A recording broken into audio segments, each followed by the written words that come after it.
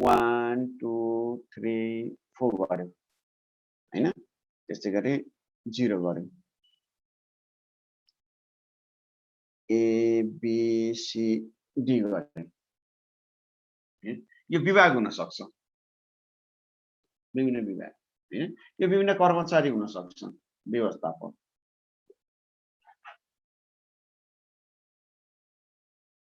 जान्नुहुन्छ अगाडि हेर्नु होला बुझेन भने त्यसको स्वयं जिम्मेवार आफै हुनुपर्छ है यसमा मलाई अरु केही लेखाउँदा पनि लेखाउँदैन केही पनि भन्दैन यसो बताउने मात्र हो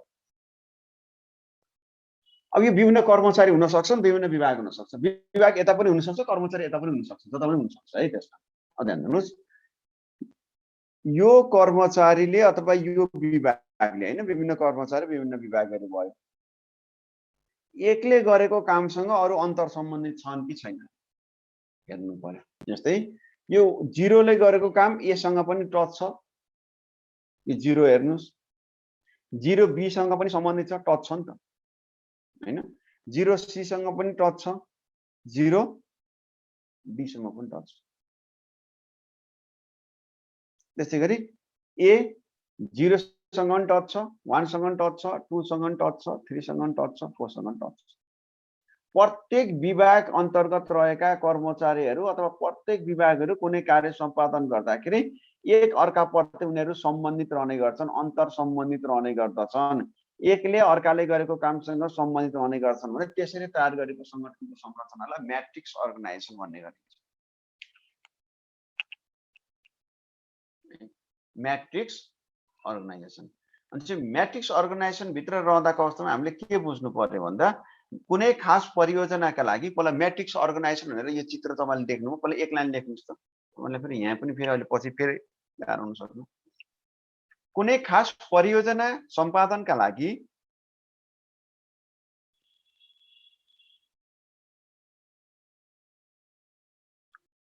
कुनै खास परियोजना सम्पादनका लागि निर्माण गरिने कुनै खास परियोजना सम्पादनका लागि निर्माण गरिने अस्थायी प्रकृतिको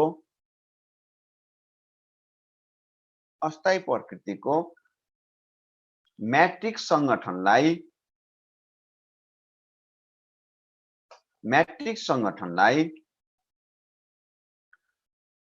सञ्जाल संगठन पनि भनिन्छ सञ्जाल संगठन ग्रिड अर्गनाइजेसन भनेको है सञ्जाल भनेको ग्रिड भनेको यसलाई चाहिँ सञ्जाल ग्रिड अर्गनाइजेसन पनि भन्छ उहाँले विभिन्न नामले दिन सक्ला भनेको GRID है ग्रिड अर्गनाइजेसन पनि भन्छ सञ्जाल संगठन पनि भनिन्छ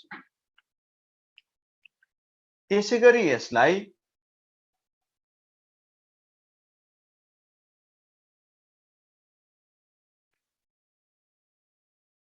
परियोजना व्यवस्थापन प्रोजेक्ट म्यानेजमेन्ट भनेको त्यसैगरी यसलाई परियोजना व्यवस्थापन संगठन को रूपमा पनि लिने गरिन्छ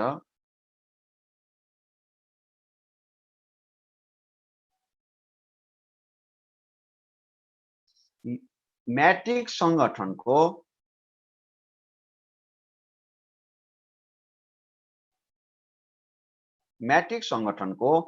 सार भनेकै म्याट्रिक्स संगठनको सार भनेकै संगठन संरचनामा म्याट्रिक्स संगठनको सार भनेकै संगठन संरचनामा प्रशासनिक कार्यगत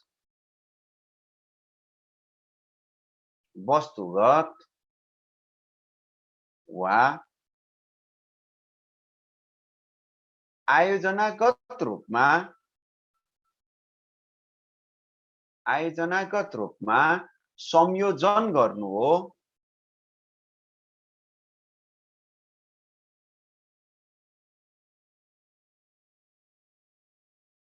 आयोजनागत रूपमा संयोजन गर्नु हो कार्यगत संगठन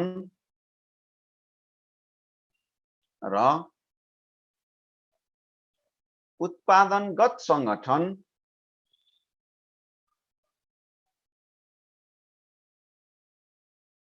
सँग सम्बन्धित रही संयोजन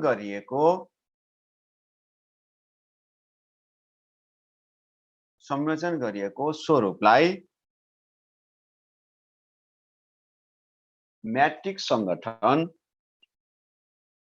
भनिन्छ। मैट्रिक्स संगठन भनिन्छ। भनेपछि यसमा हामीले बुझ्नुपर्ने कुरा के हो भन्दा मैट्रिक्स संगठन भन्नेबित्तिकै प्रत्येक विभागहरु त मैले 0 1 2 3 4 भने एबीसीडी भने है, एकातिर विभाग हुन सक्छ, एकातिर कर्मचारी हुन सक्छन् हैन, लेखा विभाग, अर्थ विभाग हैन, अथवा कर्जा विभाग, विभिन्न विभागहरु हुन सक्छन्। अनि एकातिर फेरि के भयो त कर्मचारीहरु रहने गर्छन्। विभागहरु एकातिर कर्मचारी रहने गर्छन् अनि उनीहरुले एकले गरेर एक विभागले अथवा एक कर्मचारीले गरेको काम चाहिँ अरु सबैसँग अन्तर सम्बन्ध हुन्छ के, टच अफमा रहेको हुन्छ है, टचमा उनीहरु रहेका हुन्छन्। हो त्यसरी निर्माण गरिएको संगठनको स्वरूपलाई हामी के भन्छौं, मैट्रिक्स अर्गनाइजेसन भन्ने गर्छौं। चित्र यही नै बनाउनु होला है। मैट्रिक्स अर्गनाइजेसनमा एकातिर कर्मचारी एकातिर विभाग भनेर यसरी राख्दाखेरि हुन्छ। त्यसपछि अर्को जान्छौं हामी ड्रमबेल अर्गनाइजेसन हैन, घण्टा आकारको संगठनको संरचना।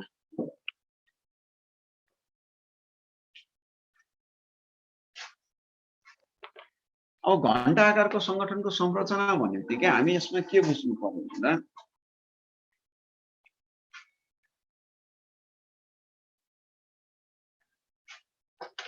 यहाँ भित्र रहँदाको अवस्थामा जसरी हामी मन्दिरमा घण्टी बनाउँछौं नि, यसमा पनि त्यही नै हुन्छ कि। यसमा कस्तो हुन्छ भने घण्टा आकारको ड्रमबेल अर्गनाइजेसन भनेको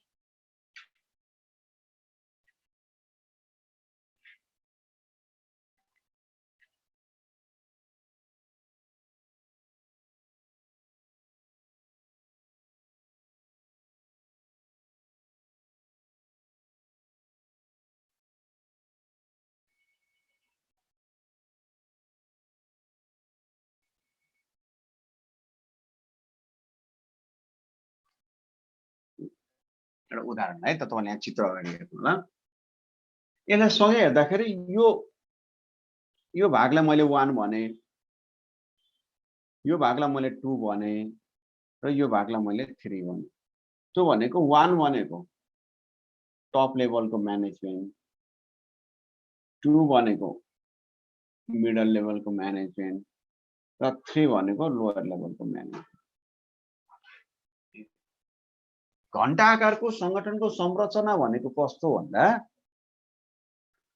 उच्च व्यवस्थापनको कार्यक्षेत्र र जिम्मेवारी धेरै रहेको, उच्च व्यवस्थापनको कार्यक्षेत्र जिम्मेवारी धेरै रहेको, सोको मात्रामा रहेको मध्यम व्यवस्थापनको जिम्मेवारी सीमित रहेको, कार्यक्षेत्र सीमित रहेको र सोको मात्रामा रहेको न्यून व्यवस्थापनको कार्यक्षेत्र व्यापक रहेको र मध्यम व्यवस्थापनले केवल उच्च व्यवस्थापन र मध्यम व्यवस्थापनले केवल उच्च व्यवस्थापनलाई र न्यून व्यवस्थापनलाई जोड्ने कार्य मात्र गर्दछ, जोड्ने कार्य मात्र गर्दछ। जस्तै हामी मन्दिरमा जाँदाखेरि माथिपट्टि के हुन्छ भन्दा यसले अडाउनी राखेका हुन्छौं, बीचमा सानो एउटा तार जस्तो झुन्डाएको हुन्छ, तलपट्टि घण्टी झुन्डिएको हुन्छ। यो तारको काम के हो त भन्दा माथि र तलको एउटा के गर्छ, कोर्डिनेसन मात्र गरेको छ नि, बीचमा झुन्डाएको तारको कुनै पनि अर्थ छैन। तर त्यो नभइकन फेरि घण्टी पनि झुन्डिदैन। त्यस्तै गरी संगठनमा उच्च व्यवस्थापनको कार्यक्षेत्र धेरै भएको र उच्च व्यवस्थापनले पर्याप्त मात्रामा अधिकार प्रत्यायोजन मध्यम व्यवस्थापनलाई नगरेको र न्यून व्यवस्थापनको कार्यक्षेत्र धेरै रहेको भने मध्यम व्यवस्थापनले केवल उच्च व्यवस्थापन र न्यून व्यवस्थापनलाई जोड्ने कार्य गर्दछ भने त्यस्तो सांगठनिक संरचनालाई हामी के भन्छौं भन्दा ड्रमबेल अर्गनाइजेसन भन्छौं। लेख्नुस् त थोरै, ड्रमबेल घण्टा आकारको संगठन है।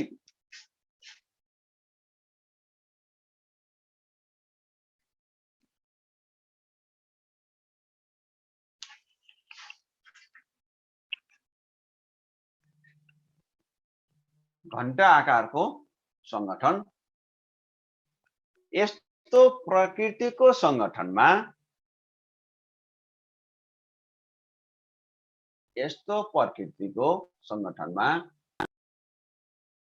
विशेष गरी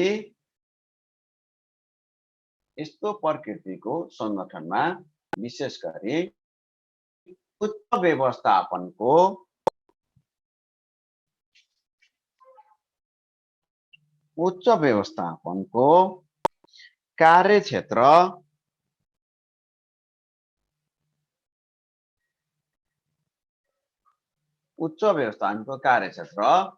धेरै रहने गर्दछ भने कार्यक्षेत्र र भूमिका हुनुहुन्छ। उच्च व्यवस्थापनको कार्यक्षेत्र र भूमिका धेरै रहने गर्दछ भने सोको मातहतमा रहेको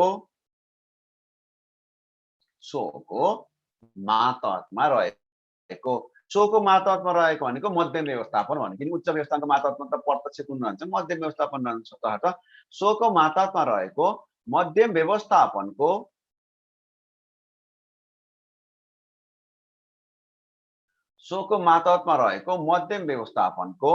कार्यक्षेत्र सीमित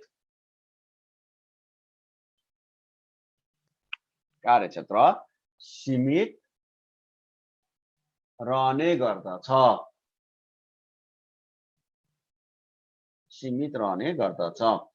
मध्यम व्यवस्थापनको कार्यक्षेत्र सीमित रहने गर्दछ। मध्यम व्यवस्थापनको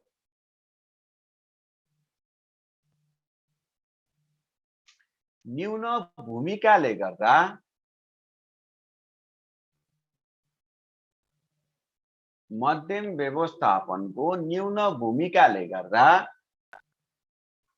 संगठनमा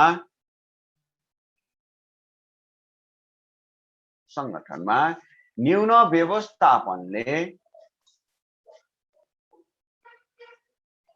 व्यवस्थापनले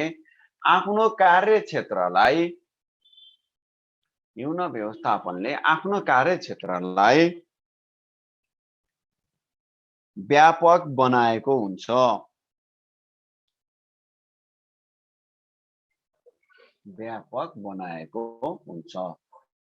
तसर्थ उच्च व्यवस्थापन र न्यून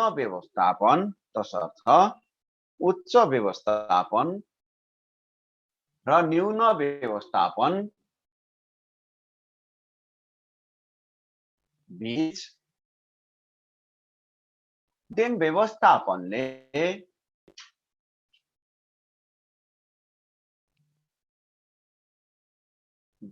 मध्यम व्यवस्थापनले पुलको रूपमा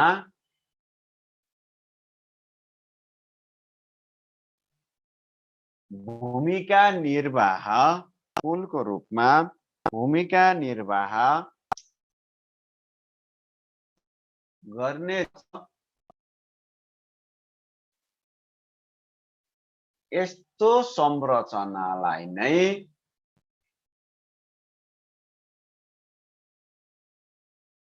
घण्टा आकारको संरचना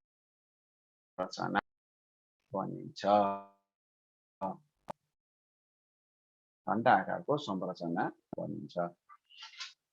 अब त्यहाँ नोटमा तपाईहरुलाई राखिदिएको छ है, औपचारिक र अनौपचारिक संगठन। औपचारिक संगठन उद्देश्यमुखी हुन्छ, स्थिर प्रकृतिको हुन्छ, नाफा तथा सेवामूलक रहन्छ, पद सोपानमा आधारित हुन्छ, नियन्त्रण प्रणालीमा आधारित रहेको हुन्छ, कार्य विभाजन गरेको हुन्छ, कार्य विशिष्टीकरण हुन्छ। औपचारिक संगठनको संगठनको आधिकारिक निकायद्वारा संगठनले आधिकारिक नीति नियमद्वारा तयार पारेको स्वरूपलाई नै हामी के भन्छौँ, औपचारिक संगठन भन्छौँ। अनौपचारिक संगठनको भावनात्मक रूपमा भेला भएको मानिसहरूको समूह औपचारिकता हुँदैन, त्यसमा परिवर्तनशील हुन्छ, नाफा पाउने उद्देश्य हुँदैन। अनि जस्तै अहिले तपाईहरु आपसमा साथीहरु छलफल हुने संगठन नै के हो त, अनौपचारिक संगठन हो। व्यक्तिगत रूपमा भर पर्छ, मूल्य मान्यतामा आधारित रहेको हुन्छ, श्रम विभाजन ऐच्छिक हुन्छ हैन, कम्पल्सरी भन्ने हुँदैन है। यसलाई सशक्त हेर्नु होला, म सशक्त भन्छु। अब हामी जाउँ संगठन गठनका आधारहरू। लेख्नुहुन्छ संगठन गठनका आधारहरू।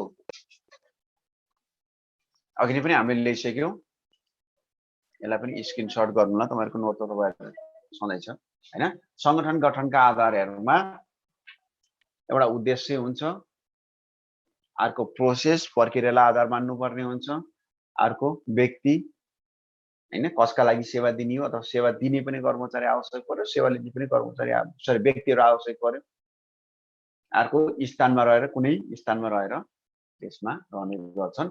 संगठन गठनका आधारहरू भनेदेखि फोपी पर्पज, प्रोसेस, पर्सन र प्लेस है। फेरि प्रमोसन, प्रोडक्ट लेख्नु भयो भने फेरि त्यो के हुन्छ मार्केटिङ मिक्समा जान्छ, त्यो हुँदैन। चारवटा है।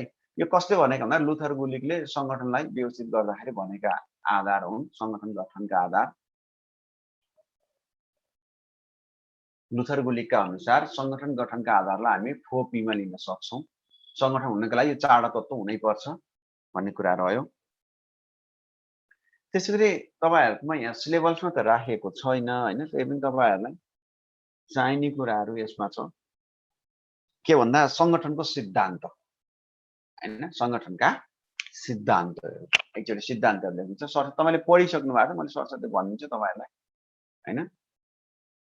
जुन अहिले हामीले माथि पढ्यौं संगठनका संरचनागत रूपमा रेखा संगठन, रेखा तथा कर्मचारी संगठन हैन, म्याट्रिक्स संगठन। म्याट्रिक्स संगठन भित्र रहँदा पनि हामीले यसमा चाहिँ प्रोजेक्ट हैन फंक्सनल एउटै हो। यो म्याट्रिक्स र प्रोजेक्टलाई हामी सँगसँगै यसमा लिन सक्छौं। अनि अर्को फंक्सनल भन्छौं हामी। म फेरि त्यसको बारेमा म तपाईलाई बताएँ। फंक्सनल भनेको कार्य गर्नका लागि भनेर स्थापना गरिएको संगठन हो। विशेष गरी संगठनको संरचना प्रकारले हेर्दाखेरि तपाईहरुले के हेर्नुपर्छ भन्दा एउटा रेखा संगठन, अर्को रेखा तथा कर्मचारी संगठन, म्याट्रिक्स संगठन अनि ड्रमबेल संगठन है। माथि यहाँ फोकस गरेको छ, तल त्यसरी सरसर्ती राखेको। यसलाई तपाईहरुले मलाई अहिले पनि लेखाइदिइसके। त्यही भएर यहाँ तपाईलाई हाइलाइट गर्नको लागि सबै नेपाली हुन्छ, बीचमा यो चारवटा यहाँ तपाईले यहाँ राखिदिएको छ, यो अंग्रेजीमा राखिदिएको छ।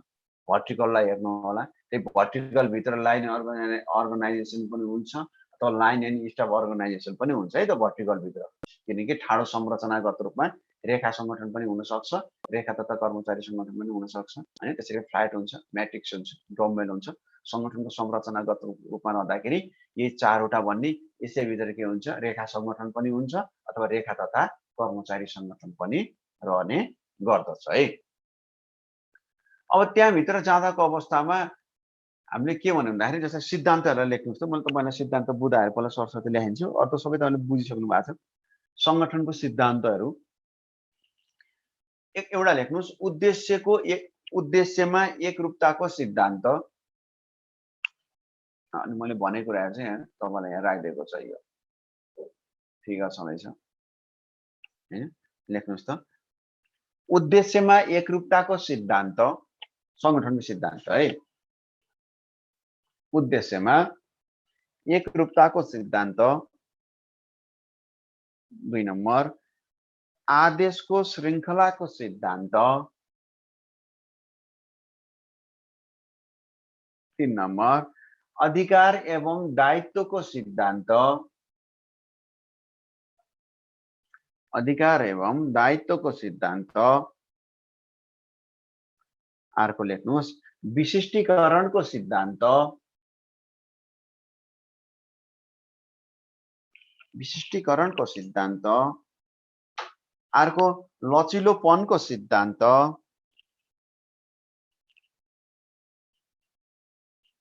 लचिलोपनको सिद्धान्त।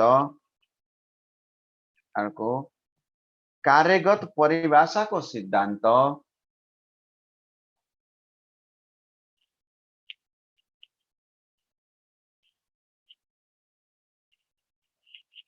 नेक्स्ट सन्तुलनको सिद्धान्त।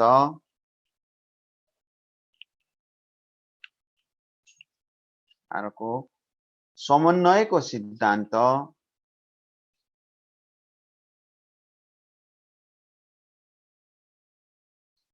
समन्वयको सिद्धान्त। सरलता अर्को लेख्नु सरलताको सिद्धान्त।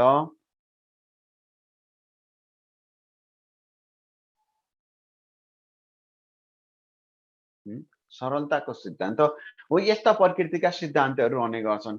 अब यसलाई हामी सरसर्ती बुझ्दा कक्षा के भन्न सक्छौँ भन्दाखेरि सङ्गठन निर्माण गर्दाखेरि साझा लक्ष्य उद्देश्य प्राप्तिका लागि भने चाहिँ उद्देश्यमा एकरूपता हुनुपर्छ। सङ्गठनमा आबद्ध हुने तपाईँको उद्देश्य फरक, मेरो उद्देश्य फरक भने सङ्गठनको औचित्य हुँदैन, त्यहाँ उद्देश्यमा एकरूपता हुनुपर्छ भन्ने सिद्धान्त। त्यसै गरी आदेशको श्रृङ्खलाको सिद्धान्त, सङ्गठनभित्र रहँदा पनि त माथिल्लो तहबाट तल्लो तहमा अधिकारहरू प्रत्यायोजित गरिएको हुनुपर्छ, आदेशको चेन अफ कमान्ड मानिएको हुनुपर्दछ, नत्र सङ्गठन चल्दैन हैन। सुपरभाइजरले भनेको कुरा कर्मचारीले मान्दैन भने सङ्गठन सञ्चालन हुन सक्दैन भन्ने कुरा हो आदेशको श्रृङ्खलाको सिद्धान्त। त्यसैले अधिकार एवं दायित्वको सिद्धान्त, प्रत्येक कर्मचारीले प्रत्येक व्यक्तिहरूले सङ्गठनभित्र रहेर कार्य सञ्चालन गर्दाखेरि उनीहरूले आफूलाई दिएको अधिकार र दायित्व उनीहरूले पुरा गर्नु पर्दछ।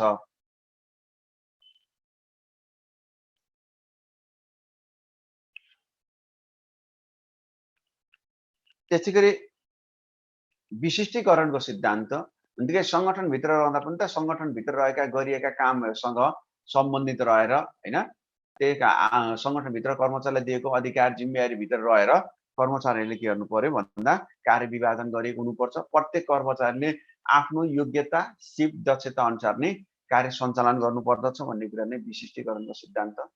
अर्को लचिलोपनको सिद्धान्त, लचकताको सिद्धान्त। लचकताको सिद्धान्त भन्ने बित्तिकै हामी यसमा के बुझ्नु पर्यो भन्दा सङ्गठनभित्र रहँदाखेरि सङ्गठनका स्वरूपहरू, सङ्गठनका साधनहरू हैन समय अनुसार नै परिवर्तन गर्न सक्नु पर्दछ भन्ने सिद्धान्त भनेको लचकताको सिद्धान्त हो। एकचोटि एउटा स्वरूपमा निर्माण गरिएको सङ्गठन सधैँभरि त्यसैका आधारमा हुनुपर्छ भन्ने छैन, समय अनुसार परिवर्तन गर्न सक्नु पर्दछ भन्ने सिद्धान्त लचकताको सिद्धान्त। कार्यगत परिभाषाको सिद्धान्त, कार्यगत परिभाषाको सिद्धान्त भन्ने बित्तिकै कार्यसँग सम्बन्धित रहेर हैन कसले के काम गर्ने हो त्योसँग सम्बन्धित रहने सिद्धान्त नै के हो त कार्यगत परिभाषाको सिद्धान्त। मैले तपाईँलाई यहाँ स्क्रिन देखाइदिएको छु, यो स्क्रिनसँग चाहिँ तपाईँले सर्ट गर्नु होला। तपाईँले के बुझ्नु होला भन्दाखेरि स्क्रिनमा अहिले देखाएको कुराहरू चाहिँ तपाईँले नोटमा पाउनु भएको छ, कपीमा लेखाएको कुरा चाहिँ तपाईँले नोटमा पाउनुहुन्न है। त्यो कपीमा लेखाएको तपाईँको आफ्नै एसेट्स हो, तपाईँको सम्पत्ति हो हैन। स्क्रिनमा भन्दा नोटमा भएको कुरा भन्दा धेरै कुराहरू चाहिँ डिस्क्राइब गरेर मैले तपाईँलाई लेखाइदिएको छु, त्यो नोट चाहिँ तपाईँहरूले विशेष गरी हेर्नु होला। सन्तुलनको सिद्धान्त भन्छ सङ्गठन निर्माण गर्दाको अवस्थामा सङ्गठनसँग सम्बन्धित रहँदाखेरि हैन सङ्गठनका स्रोत साधनहरूलाई व्यवस्थित रूपमा मिलाउनु पर्छ, कहीँ धेरै कहीँ थोरै गर्नु हुँदैन भन्ने सिद्धान्त नै के हो त भन्दा सन्तुलनको सिद्धान्त हो। सङ्गठनका सिद्धान्त र सङ्गठन निर्माणका सिद्धान्त एउटै हो सर भन्नुभएको छ, एउटै हो है सिद्धान्त भन्ने त्यसो भयो। त्यसै गरी समन्वयको सिद्धान्त, सङ्गठन निर्माण गर्दाखेरि विभिन्न निकायगत रूपमा समन्वय स्थापित गर्नुपर्छ। एउटैले मात्र काम गरेर सङ्गठन पुरा हुन सक्दैन, सङ्गठनका लक्ष्य उद्देश्यहरू प्राप्त हुन सक्दैनन्, तसर्थ निकायगत रूपमा विभिन्न निकायहरूमा समन्वय स्थापना गर्नुपर्दछ भन्ने सिद्धान्त समन्वयको सिद्धान्त भयो। त्यसै गरी सरलताको सिद्धान्त, सङ्गठन निर्माण गर्दाको अवस्थामा बनाएका ऐन नीति नियमहरू कानुनहरू सरल रूपमा बुझ्ने हुनुपर्छ, साधन स्रोतहरूलाई व्यवस्थित रूपमा परिचालन गरिएको हुनुपर्दछ भन्ने सिद्धान्त सरलताको सिद्धान्त हैन। त्यस्तै गरी व्यवस्थापन क्षमता विस्तारको सिद्धान्त भनेको सङ्गठन निर्माण गर्दाखेरि सङ्गठनको व्यवस्थापन वृद्धि हुने किसिमबाट सङ्गठनको क्षमता भनेको उत्पादकत्व वृद्धि गर्ने भनेको सङ्गठनको उत्पादकत्व वृद्धि हुने किसिमबाट त्यसमा उल्लेख गरिएको हुनुपर्दछ भन्ने सिद्धान्तहरू रहे।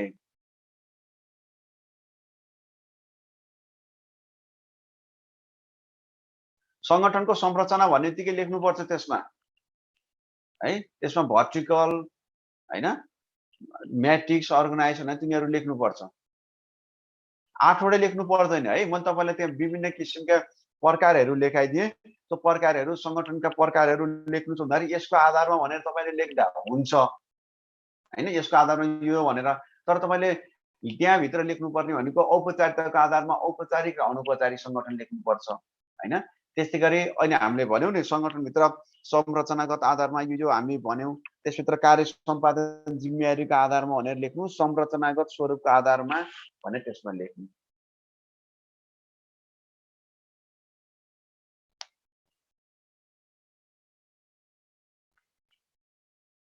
लचिलोपनको सिद्धान्त भनेको सङ्गठनभित्र रहेका स्रोत साधनहरूलाई समयअनुसार परिवर्तन गर्नुपर्दछ भन्ने सिद्धान्त नि के हो त लचिलोपनको सिद्धान्त।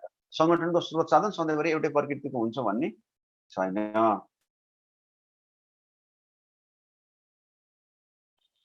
तपाईले सोधेको कतिपय प्रश्नहरू मैले क्लास गरेर लेखाइसकेको प्रश्नमा चाहिँ मैले उत्तर भन्नु आवश्यक छैन है। कति नोटहरू ल्याइसकेको कुरामा नोट सँगसँगै मैले तपाईँलाई ल्याइदिएको छु।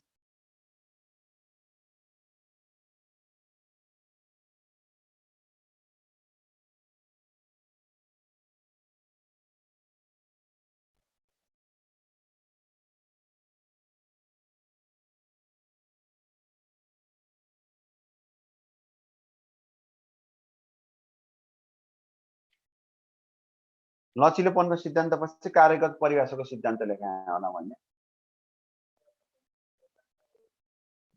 अनि सन्तुलनको सिद्धान्त, समन्वयको सिद्धान्त, सरलताको सिद्धान्त, हैन, व्यवस्थापन क्षमता विस्तारको सिद्धान्त।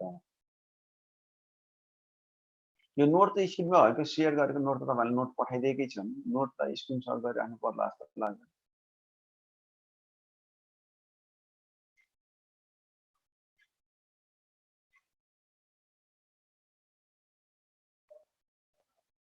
आधार नसोधे टाइप सोध्यो भने तपाईँले आधारहरूलाई किन लेख्नुपर्छ र परेन भने आधार नसोधिकन टाइप सोध्छ भने टाइप सेटलाई मात्र लेख्नुहोस्।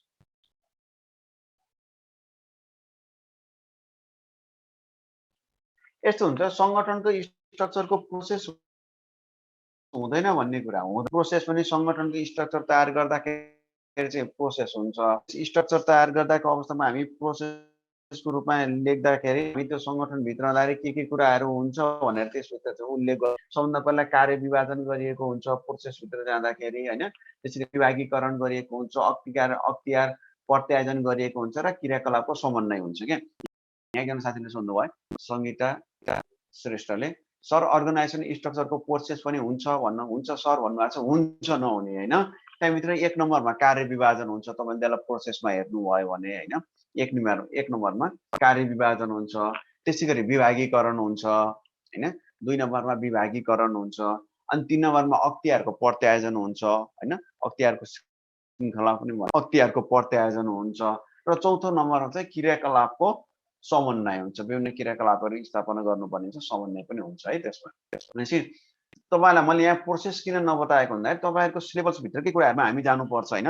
बेसिक सिलेबस दिएका कुरा र त्यहाँसँग रिलेटेड कुराहरू पढ्नुपर्छ। यहाँ चाहिँ सङ्गठन मात्र भनेको भए अझ केही धेरै कुराहरू हुन्थ्यो। हाम्रो सिलेबसले के नै भनेको छ भन्दाखेरि सङ्गठनको परिभाषा, सङ्गठनको संरचना र यसको प्रकार र उद्देश्य, त्यति मात्र भनेको भएर मैले तपाईँलाई अहिले त्यहाँ सिद्धान्तहरू पनि आवश्यक हुन सक्छ भनेर सिद्धान्तहरू लेखाइदिएँ। आधारहरू पनि बुझ्नुपर्ने हुनसक्छ भनेर आधारहरू मैले तपाईँलाई लेखाइदिएँ, होइन। अब त्यसभित्र प्रक्रिया पनि तपाईँले लेख्नुहुन्छ भने सङ्गठनको प्रक्रियाभित्र एउटा कार्य विभाजन हुन्छ, होइन। सुरुमा कार्य विभाजन हुन्छ। 2 नम्बरमा विभागीकरण हुन्छ। 2 नम्बरमा विभागीकरण हुन्छ। 3 नम्बरमा अधिकार प्रत्यायोजन हुन्छ,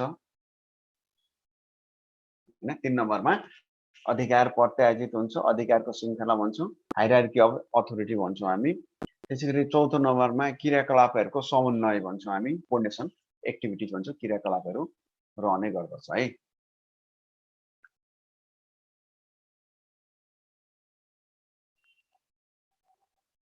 हामीले सिलेबसभित्रबारे मात्र हेर्छौँ, नत्र यो सङ्गठनभित्रका त धेरै कुराहरू चाहिँ यो भेग छ यो, होइन। यो सङ्गठनसँग सम्बन्धित हामीले चाहिँ ल सङ्गठनको सबै कुराहरू हामी यसभित्र रहँदाखेरि पढौँ भनेर पढ्ने भने त 8-10 वटा क्लासमा पनि हामी सङ्गठनको टपिक सकिँदैन। सङ्गठन त्यति भेग च्याप्टर हो। त्यही भएर तपाईँलाई सिलेबसमा पनि ठ्याक्कै यो मात्र पढ भनेर भनेको छ। जस्तै नेपाल बैंकलाई के भनेको भन्दाखेरि स्टेज अफ अर्गनाइजेसन मात्र, ग्रुप फर्मेसन मात्र पढ भन्यो, होइन। तपाईँहरूको सिलेबसमा संरचना पढ, प्रकार पढ भनेर भन्यो, होइन। त्यसभित्रको उद्देश्यहरू पढ भन्यो। तिनी कुराहरू त्यसमा आउने गर्छ। यति भन्दै आजको क्लासबाट म तपाईँहरूसित बिदा मागेँ। अब भोलिको क्लासमा हामी यहाँ साथीहरूले के भन्नुभएको छ भन्दाखेरि एउटा बजेट पनि बाँकी छ।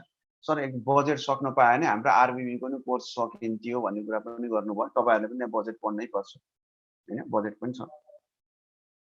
त्यही भएको हुनाले भोलि हामी चाहिँ एउटा बजेट पढ्छौँ। बजेट सँगसँगै सङ्गठनात्मक परिवर्तन र विकास छ तपाईँहरूको त्यसमा, होइन।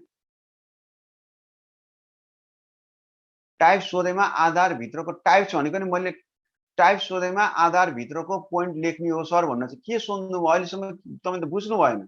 टाइप्स त मैले माथि तपाईँलाई अहिले तपाईँहरूले स्क्रिनमा देखिराख्नु भएको छ, यी सबै टाइप्स हो। आधारभित्रका त तत्त्व हो, सङ्गठन गठनका आधारहरू त पर्सन प्लेस भन्ने त तत्त्व हो, कम्पोनेन्ट्स हो। संगठनका 4वटा पिलर हुन्, टाइप्स त यिनी हुन्।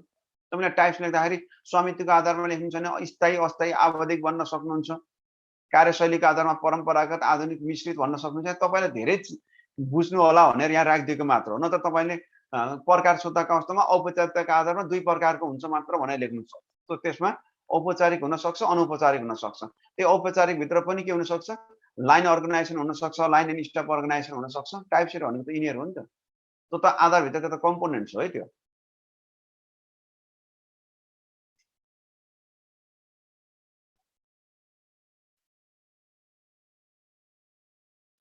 सैटरडे क्लास हुन्छ, टु बी कन्टिन्यू है, मेरो क्लासमा ब्रेक हुँदैन। शनिबार, भोलि शनिबार हो, भोलि क्लास हुन्छ यही टाइममा, बिहानको सधैँको टाइममा।